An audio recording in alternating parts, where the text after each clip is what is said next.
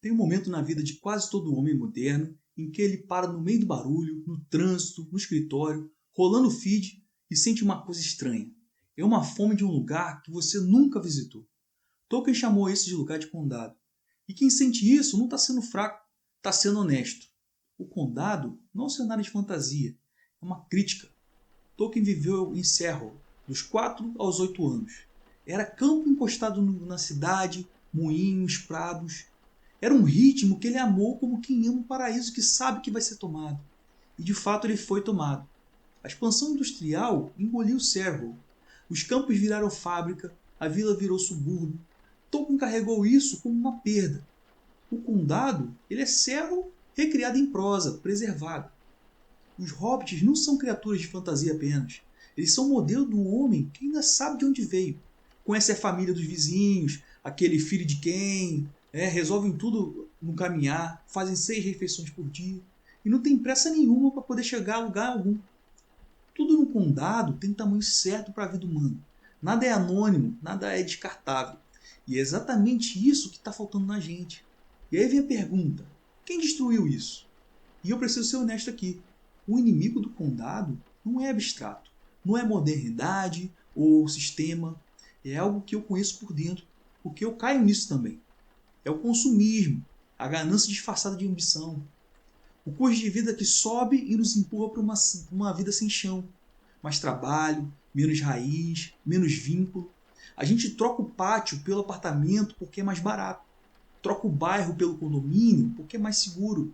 Troca o café da esquina pelo delivery porque é mais prático. Cada troca parece racional. No conjunto, isso é uma rendição. E eu não estou apontando o dedo para ninguém que não seja eu mesmo. Eu já otimizei demais. Eu já escolhi o eficiente quando eu deveria ter escolhido o que era duradouro. Bauman chamou isso de sociedade líquida, onde nada se fixa e os laços eles evaporam antes de criar raiz. O campo, a vila, o condado representam o oposto disso. Densidade, permanência, peso no real. Chesterton tinha um ponto muito forte. Quando você corta tradição e comunidade, você não fica livre, você fica sozinho. E no final do Senhor dos Anéis, o condado ele é invadido. Tolkien não estava escrevendo fantasia, ele estava escrevendo o que ele já tinha visto acontecer antes. Então, a nostalgia é a fraqueza ou é aviso? Aqui alguém vai dizer que a nostalgia é fuga. Quem fica olhando para o passado não constrói nada. E eu concordo. Se a nostalgia paralisa, ela é veneno. Mas tem outro tipo. Os alemães têm uma palavra, você me perdoa pelo meu alemão, é a chamada de Sehnsucht. Não é saudade de um tempo que você viveu. É a fome de algo que você reconhece sem ter experimentado. Um lugar que soa como lar, mesmo sem nunca ter estado lá. C.S. Lewis dizia que essa sensação é uma pista séria sobre a natureza humana. A gente sente fome de algo que a gente nunca provou, porque existe em nós uma memória antiga de pertencimento, de ritmo, de limite, que a cidade moderna destrói. Isso é diagnóstico, não é um escapismo. Pensa no que acontece quando você para de notar o pôr do sol porque ele está todo dia ali. Quando o café da manhã vira combustível em vez de ser uma refeição. Quando você atravessa o bairro onde você mora, você vê nada porque você já conhece. A rotina anestesia a gente. E a gente chama isso de maturidade. Mas é um tipo de cegueira que a gente adquiriu.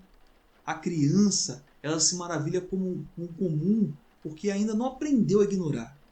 O adulto ele perdeu isso e nem percebeu quando. O condado ele dói porque ele devolve esse olhar.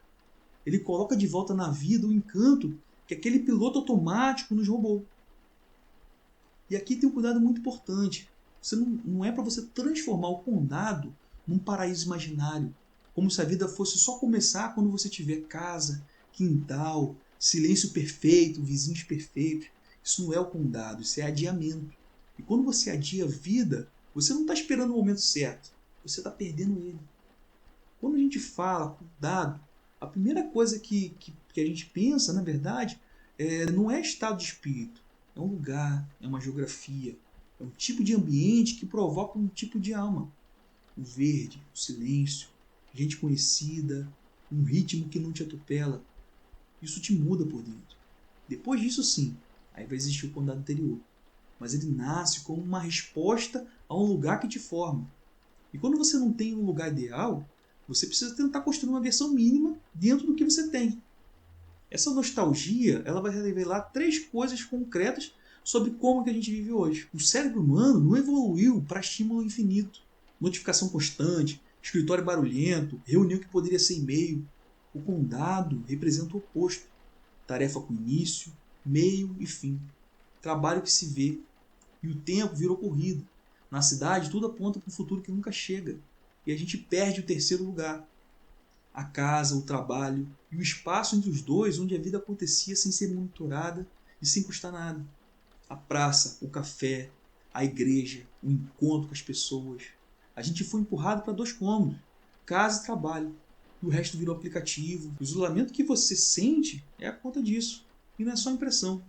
Um estudo de Harvard começou em 1938 e acompanhou as mesmas pessoas por décadas, com entrevistas e dados de saúde ao longo da vida. A pergunta era simples: o que faz uma vida boa? E a resposta foi uma só: vínculos. Não dinheiro, não prestígio, mas vínculos. E não é a quantidade, é a qualidade. Poucos laços profundos valem mais do que um monte de contato raso. Só que o vínculo não flutua no ar. O vínculo precisa de chão, precisa de lugar. E eu aprendi isso de um jeito bem concreto. Durante a pandemia, eu entendi isso na prática, o que eu estava tentando construir. Eu já tinha um jardim em casa, eu já cuidava dele, mas foi no meio do caos que eu percebi o quanto que aquele canto valia para mim. Porque enquanto o mundo perdia a proporção, ele me colocava no lugar. Foi o alívio mais concreto que eu tive naquele período. Hoje, eu me mudei dessa cidade, mudei dessa casa, e eu tenho uma sacada, tem planta, tem um pouco de verde, e uma vista aberta, um pouco para as montanhas. Eu vou ali tomar um café quando a mente está sendo exigida demais. É um jeito de eu conseguir me tirar do barulho. Mas eu também tenho uma espécie de mini condado que é fora de casa. Eu faço academia e corro num lugar que é dentro de um parque, né? E aí lá tem muito verde, tem muitos animais, tem um lago. E enquanto eu corro, eu começo a contemplar aquilo. E às vezes eu paro, sento na grama, fico olhando para a água. E por alguns minutos a mente sai do futuro, sai do passado. Eu fico só no agora. Isso para mim funciona como uma forma de meditação. Não porque eu esteja fazendo uma técnica, mas porque o lugar me obriga a lembrar do presente. E aí que eu entendo o que a gente está chamando de condado. Não é só estética, é higiene mental, é limpeza interior, é um refúgio que te devolve o senso de proporção. Então existem 3 gestos para você conseguir implementar esse condado também para você. Primeiro, crie um refúgio mínimo. Pode ser uma sacada, um canto de leitura, uma cadeira com luz certa, um livro físico, um lugar onde você vai sem tela, sem agenda. Sertilanges dizia que pensar exige lugar e ritmo, uma clausura voluntária. Sem isso você não tem uma vida interior, você tem consumo de informação. E aqui tem um ponto que muda tudo. O condado, como eu falei antes, também não é só um lugar. Ele também pode virar um estado de espírito, um jeito de organizar a própria vida por dentro. Mesmo quando por fora você mora num apartamento ou uma cidade que te moe. Sem isso você pode até ter um endereço, mas você não tem um lar. 2. Reacende a fogueira. Nossa sociedade ancestral contava histórias à noite, partilhava refeições em volta da fogueira. E eu sinto que de alguma forma essa necessidade está entranhada na gente. Então reserva uma mesa, um horário, 3 ou mais pessoas, celular fora e bota uma frequência, sem pauta, sem network, sem utilidade óbvia. Só conversa, o jantar dos hobbits. Parece simples porque é simples. E é exatamente por isso que ninguém faz. Terceiro e mais difícil, crie uma comunidade. Se você mora numa cidade pequena ou média, não precisa esperar ninguém ou alguém para poder construir isso para você. Crie você mesmo, um clube de leitura, pessoas que têm interesse em comum, um grupo, uma confraria informal. Isso é chamado de opção beneditina. Pequenas ilhas de ordem e permanência dentro do caos. Comunidades que resistem não por negação, mas por exemplo. E no final do livro, o condado foi invadido. Os hobbits não resistiram pela força de um herói.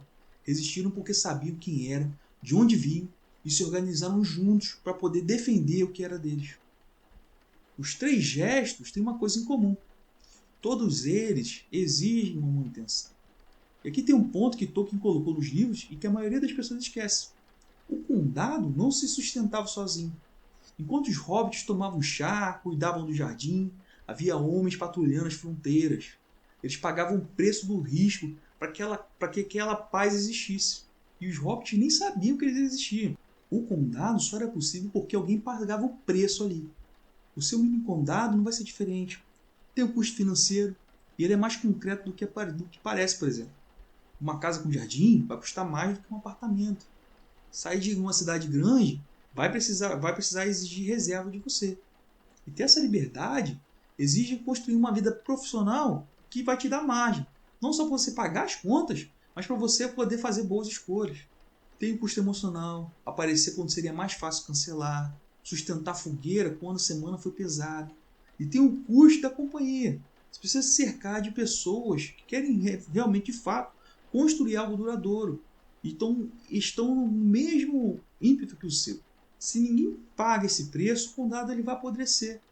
No próximo vídeo, eu vou inclusive falar de ordem patrimonial.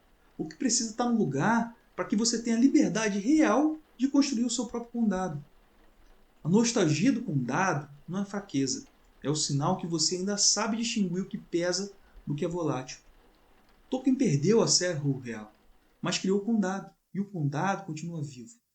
A pergunta é, qual é o seu mini condado hoje? E qual é o próximo que você vai construir? Se inscreve no canal e comenta aqui qual é o seu condado mínimo. Aquele refúgio que você já tem ou que você quer construir. E eu vou ler aqui.